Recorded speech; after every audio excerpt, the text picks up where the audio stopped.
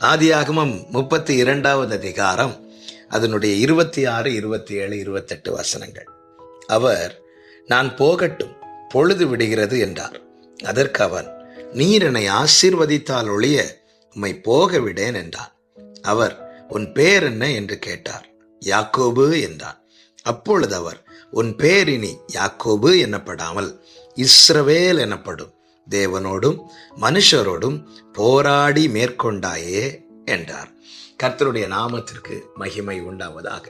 யாபோக்காற்றின் கரையிலே ஒரு இரவு முழுவதும் தேவனோடு போராடுகிறான். வேதம் சொல்லுகிறது, அவன் அவரை நோக்கி அழுது கெஞ்சினான் என்று. அப்பொழுது கர்த்தர் கேட்கிறார், பொழுது விடுகிறது, என்னை விடு, நான் போகிறேன் என்று. இந்த நேரத்தில் கர்த்தரிடத்துல யாக்கோபு கேட்கிறான், என்னை ஆசீர்வதி, நீர் என்னை ஆசீர்வதித்தால் ஒழிய நான் உம்மை போக விடேன் என்று.